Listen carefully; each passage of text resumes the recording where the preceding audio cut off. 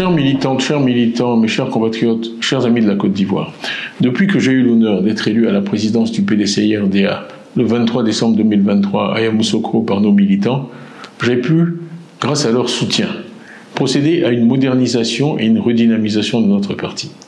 L'équipe que j'ai mise en place et moi-même avons souligné, identifié sans concession les difficultés auxquelles font face chaque jour les Ivoiriens et nous avons proposé aux Ivoiriens une autre manière de faire de la politique et de diriger notre pays. Je remercie ici tous nos militants qui ont travaillé sans relâche partout dans notre pays ces derniers mois pour être à l'écoute des Ivoiriens, pour mieux comprendre et mieux traduire leurs préoccupations, que ce soit le chômage des jeunes ou la cherté de la vie, deux de leurs plus importantes préoccupations. Donc merci donc à tous nos vaillants militantes et militants pour leur travail. Grâce à ce travail, nous avons suscité chez nos compatriotes un engouement réel pour notre parti. Ainsi, le nombre de nos adhérents a doublé au cours des 12 derniers mois. Malheureusement, ces avancées annonciatrices de notre prochain retour au pouvoir d'État ont déclenché des attaques répétées et injustifiées, avec la justice pour principal instrument. En effet, depuis plusieurs mois, le PDCI-RDA et moi-même sommes l'objet d'un harcèlement judiciaire inique et insidieux, orchestré dans l'ombre, mais porté à visage découvert par des personnes manipulées, avec pour seul objectif de nous écarter de la vie publique et politique, de nous priver de nos droits fondamentaux de citoyens et de porter atteinte à ma dignité, allant jusqu'à me contester ce qui est le socle de toute existence humaine, ma nationalité. Toute ma vie a été pétrie aux valeurs ancestrales de ce pays où je suis né et où j'ai grandi.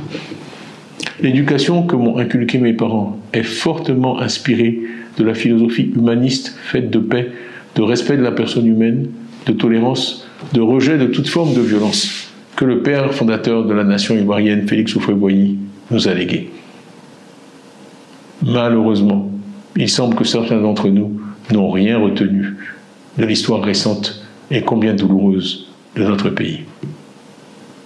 Toutes ces manigances que nous voyons chaque jour visent à entraver la marche vers le pouvoir d'État du PDCI-RDA, qui m'a plébiscité d'abord comme président du parti en décembre 2023, et puis en avril 2025 comme son candidat à l'élection présidentielle d'octobre 2025. On veut m'écarter du débat démocratique, parce que je suis porteur de l'espoir qu'une autre Côte d'Ivoire est possible. Ma voix est une voix que nos adversaires veulent éliminer, non par le pouvoir de leurs idées, mais par la persécution et par l'instrumentalisation de la justice à des fins politiques et partisanes. Le but de ces manœuvres est simple, il est de nous distraire de l'essentiel, l'évaluation du bilan du RHDP après 15 ans au pouvoir et l'élection d'octobre 2025. Alors que l'on était en droit d'espérer des élections inclusives, transparentes et apaisées, force est de constater que la radiation injustifiée du candidat du PDCI-RDA vient s'inscrire dans la logique de l'élimination des leaders des principaux partis politiques de l'opposition pour se garantir des élections sur mesure et une victoire certaine. Je ne peux que ressentir de la déception face à un tel déni de démocratie en Côte d'Ivoire. Ainsi, on m'a refusé en avril 2025 un certificat de nationalité, au mépris de l'histoire, des textes et des traditions de notre pays. Plus grave, il se dessine une volonté claire de mettre notre parti, le PDCI-RDA, sous contrôle, sous tutelle, à un moment où l'espérance en un retour du PDCI-RDA au pouvoir, après 25 années d'opposition, est partagée par beaucoup d'Ivoiriens et par tous nos militants et tous nos sympathisants. Ce que nous défendons transcende nos personnes. Dans l'intérêt du parti, j'ai donc décidé de remettre entre vos mains, à vous les militants, mon mandat de président du parti. Cette décision ne change rien à l'engagement que j'ai pris en décembre 2023 de conduire personnellement notre parti à la victoire en octobre 2025 pour libérer notre pays de la peur et de l'injustice, et je le ferai. Je sais qu'après m'avoir élu en 2023, vous m'accorderez de nouveau votre confiance, sachant que les autorités ont récemment affirmé que j'étais, et je les cite, indubitablement ivoirien. Conformément à nos statuts, les organes compétents se chargeront de prendre dès aujourd'hui les décisions nécessaires dans l'intérêt supérieur du parti pour permettre au PDCI-RDA de poursuivre sa marche glorieuse et victorieuse. Chères militantes, chers militants, ne baissons pas la garde, ne nous résignons jamais, continuons le combat avec encore plus de détermination. tous ensemble pour la victoire en octobre 2025, avec une foi inébranlable en notre avenir commun. Que Dieu vous bénisse, que Dieu bénisse le PDCI-RDA, que Dieu bénisse la Côte d'Ivoire. Je vous remercie pour votre attention. Dans une adresse aux militantes et militants ce jour, le président Tidjane Thiam, se référant au harcèlement judiciaire orchestré contre lui et le PDCI, a fait connaître sa décision de remettre entre nos mains son mandat de président du parti. Dans ces circonstances, nos statuts disposent que l'intérim est assuré par le doyen d'âge des vice-présidents. Je n'ai pu me dérober à l'appel du devoir. J'accepte avec responsabilité les charges qui m'incombent en vertu de l'âge qui est le mien. Je m'engage à assumer pleinement le rôle qui m'est ainsi dévolu en comptant sur vous, votre jeunesse et sur votre détermination.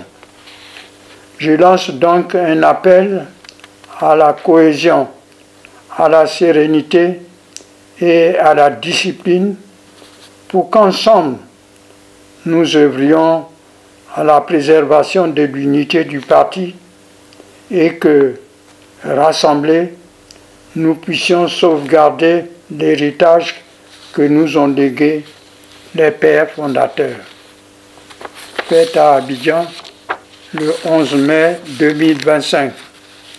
Ernest Nkoumou Mobio, président par intérim du PDCI RDA. Regardez un instant la situation que nous vivons actuellement. Si le ministre Bion avait fait preuve de sagesse, avait fait preuve de solidarité pour le parti, il avait fait preuve de sympathie même pour le parti, parce que toutes les difficultés que nous traversons, s'il compatissait et qu'il avait aidé, puisque le président Thiam, quand il avait été choisi comme candidat, comme président du parti, l'a choisi comme l'un de ses collaborateurs et l'a même désigné comme secrétaire exécutif chargé des entreprises. S'il avait accepté son rôle et qu'il avait travaillé sérieusement à aider le parti à se bonifier, à se rendre fort, à faire en sorte que, pour qu'aujourd'hui le parti en place puisse avoir peur du PDCI-RDA, refusant d'aller compétir au risque d'éliminer notre candidat, avant même que le Conseil constitutionnel ne soit saisi, s'il avait fait preuve de patience, aujourd'hui, ceux qui sont en train de travailler sur le plan B, on pourrait penser à lui. Il allait bénéficier de l'appareil du parti.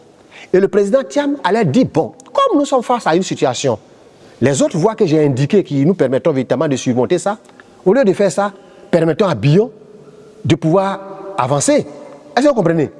Mais il n'a pas fait. Il n'a fait que brocader le parti. Il a suscité des gens pour des voies détournées pour s'attaquer au parti. Mais aujourd'hui, c'est évident qu'il ne peut pas bénéficier des avantages du parti. Donc, ça justifie le fait qu'il a créé son parti. Mais est-ce que vous pensez que dans ce pays, où il y a des partis qui sont très forts, comme le RDR, comme le PDCI, comme le PPACI, comme le FPI, est-ce que vous pensez qu'un indépendant a des chances de gagner une élection présidentielle en Côte d'Ivoire? C'est illusoire, c'est inimaginable et c'est même pas possible.